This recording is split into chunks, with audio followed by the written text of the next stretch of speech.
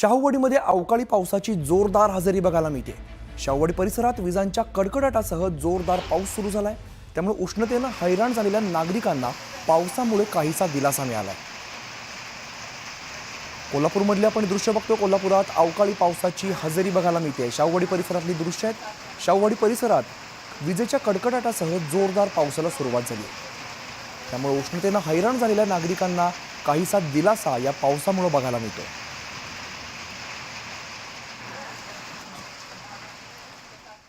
आणि आता बघूया क्षणाच्या महत्त्वाच्या बातम्या।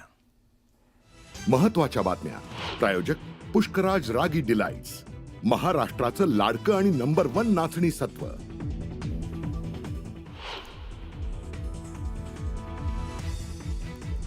महाराष्ट्रातून औरंगजेबाची कबर हटवा, अन्यथा बाबरीची पुनरावृत्ती करू। विश्व हिंदू परिषद आणि बजरंग दल आक्रमक। औरंगजेबाच्या पराभवाचं प्रतीक म्हणून कबर ठेवायला हवी, रोहित पवारांचं वक्तव्य। औरंगजेबाची कबर हटवण्याच्या मागणीनंतर खुलताबाद इथं पोलिसांचा मोठा बंदोबस्त। औरंगजेबाच्या कबरीची सुरक्षा वाढवली।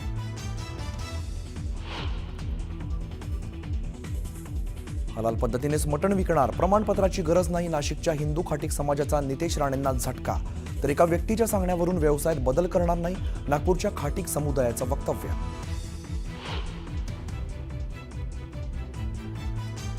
कोर्टाच्या निरीक्षणावरती भाष्य योग्य नाही, कर नाही त्याला डर कशाला। कोर्टाने दिलेल्या स्थगितीच्या निर्णयावरती कोकाटेंचं भाष्य।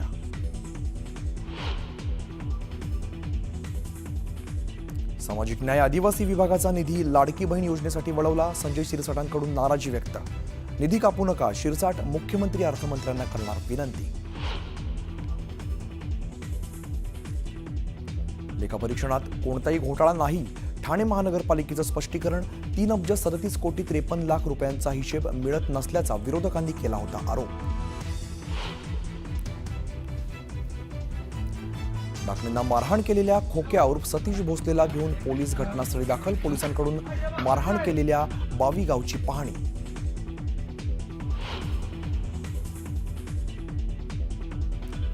लातूर नांदेड महामार्गावरती अपघाताची मालिका सुरूच। पुन्हा दुचाकी आणि कारचा भीषण अपघात, एकाचा मृत्यू तर 1 जण जखमी।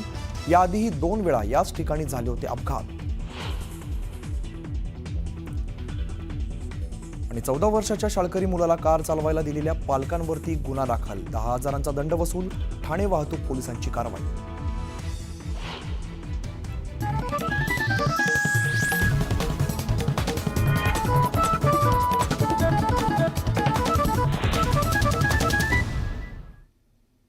नमस्कार, मी अमित गद्रे, तुम्ही पाहता न्यूज 18 लोकमत। आणि बुलेटिनच्या सुरुवातीलाच एक मोठी बातमी बघूया। गजबजलेल्या ठाण्याच्या रस्त्यावरती एक असं दृश्य दिसलं ज्याने सगळेच थक्क झालेले। एक 12 ते 13 वर्षांचा शाळकरी विद्यार्थी चक्क SUV कार घेऊन शाळेत जाताना दिसला। ही कार तो स्वतः चालवत होता। कारमध्ये त्याच्याच वयाचे काही मित्र सुद्धा होते। हा मुलगा वर्दळीच्या रस्त्यावरती कार चालवताना दिसून आला आणि त्याचा व्हिडिओ मोठ्या प्रमाणावरती व्हायरल होतो।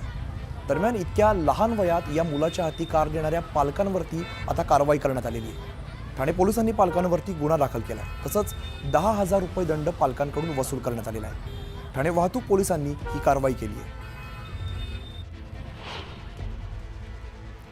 सोशल मीडियावर जो व्हायरल झालेला व्हिडिओ होता तो MH04 XL 8080 या गाडीचा होता आणि ती गाडी चालवताना ते 4 ते 5 शाळकरी मुले त्याच्यात दिसत आहे आणि एक शाळकरी मुलगा त्याच्यात चालवताना दिसत आहे। तरी त्या गाडीचे जे मालक आणि चालक यांच्या दोघांवरही मोटर व्हेकल ऍक्ट नुसार दोघांवरही कारवाई करण्यात आलेली आहे। आता घेऊया बातम्यांचा वेगवान आढावा।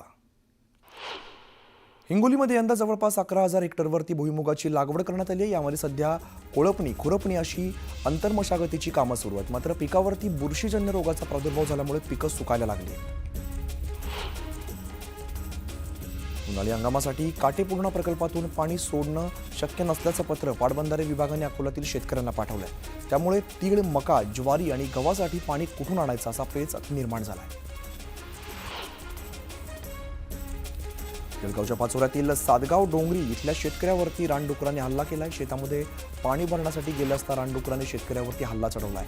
यामध्ये शेतकऱ्याचा डावा हात फ्रॅक्चर झाला असून उजव्या हाताला जबर मार लागलाय। नांदेडमधील बेघर आणि प्रवाशांसाठी सुरू करण्यात आलेलं निवारागृह बंद पडलं होतं, ते आता पालिकेने पुन्हा एकदा सुरू केलंय. बाहेरून आलेल्या प्रवासी विद्यार्थ्यांच्या सोयीसाठी या केंद्राची उभारणी करण्यात आली आहे. दरम्यान या केंद्रात लहान मुलं, महिलांना मोफत जेवणाची सुद्धा पालिकेकडून सोय करण्यात आली आहे. बुलढाणा जिल्ह्यात काही दिवसांपासून हमी भावाने तूर खरेदीला सुरुवात झाली आहे. दरम्यान खुल्या बाजारातही सारखाच दर मिळत असल्यामुळे शेतकऱ्यांनी हमी भावाकडे पाठ फिरवल्याचं चित्र आहे. गायींच्या चाऱ्यासाठी संत ज्ञानेश्वर माऊली मुक्तिधामचे संस्थापक अध्यक्ष भगवान कोकरे महाराज 17 मार्च रोजी उपोषण करणार आहेत. गोशाळेतील 11,000 गायी उपाशी राहू नयेत यासाठी त्यांनी शासनाकडे गोशाळेसाठी जागेची आणि अनुदानाची मागणी केली होती. मात्र मागणी मान्य न झाल्याने त्यांनी उपोषणाचा निर्णय घेतला. अहिल्यानगरच्या महाराष्ट्र केसरी स्पर्धेत पैलवानांवरती अन्याय झाला होता, मात्र कर्जतच्या स्पर्धेमध्ये अन्याय होणार नाही अशी प्रतिक्रिया रोहित पवारांनी दिली आहे. या स्पर्धेमध्ये राजकारण होणार नाही असं पवार म्हणाले. खेडमधील तुंबाडीकडे मोठ्या उत्साहात शिमगोत्सव साजरा करण्यात आला. पारंपरिक वाद्यांच्या ठेक्यावरती पालखी नाचवण्यात आली. यावेळेला हजारो लोक सहभागी झाले. जिंतूरमध्ये रात्री उशिरा फिरत असलेल्या एका टोळीचा व्हिडिओ व्हायरल झालाय. तोंडाला रुमाल आणि हातामध्ये हत्यार असल्यामुळे हे चोरटे असल्याचा दावा करण्यात आलाय. दरम्यान या व्हिडिओमुळे नागरिकांमध्ये भीतीचं वातावरण आहे. नंदुरबारमध्ये डॉक्टरने देवदूत बनवून एका 2 महिन्यांच्या बालकाला मृत्यूच्या दारातून परत आणलंय. उलट्या आणि अति रडण्यामुळे बाळ निपचित पडलं असताना बाळाचा मृत्यू झाला असं वाटल्यामुळे आईसह नातेवाईकांनी रडारड सुरू केली. दरम्यान रुग्णालयात नेत असताना डॉक्टर गणेश तडवींनी बाळाच्या तळपायाला जोरात टिचकी मारली आणि लागलीच बाळाने मोठा श्वास घेतला आणि अशा प्रकारे बाळाचा जीव वाचवला. धाराशिवचे जिल्हाधिकारी कीर्ती किरण पुजार यांनी तुळजाभवानी मंदिर परिसराची कामांची पाहणी केली. घाटशीळ परिसर, रामदरा, भक्तनिवास इत्यादी ठिकाणी पाहणी करत जिल्हाधिकाऱ्यांनी माहिती जाणून घेतली. सोलापूर जिल्ह्यातील अक्कलकोट तीर्थक्षेत्र विकास आराखड्यासाठी 368.71 कोटी रुपये खर्चास उपमुख्यमंत्री एकनाथ शिंदे यांच्या अध्यक्षतेखाली शिखर समितीने मान्यता दिली. अक्कलकोटचे आमदार सचिन कल्याण शेट्टी यांच्या अनेक वर्षांपासूनच्या प्रयत्नांना यश आले. मिरज तालुक्यातील सलगरे इथे एका माकडाने धुमाकूळ घातलाय. माकडाने 6 जणांचा चावा घेतलाय, मात्र माकडाला पकडण्यात वन विभाग अपयशी ठरला.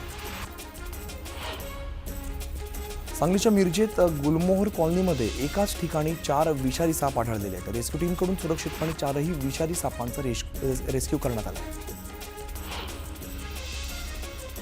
मार्च महिन्याच्या दुसऱ्याच आठवड्यामध्ये जळगावमध्ये सूर्य आग ओकू लागलेला आहे. जळगावमध्ये तापमान 40 अंशांवरती गेलंय. आवश्यकता असेल तरच घराबाहेर पडा असं आवाहन आरोग्य विभागानं केलंय. वर्धा जिल्ह्याला उष्णतेचा येलो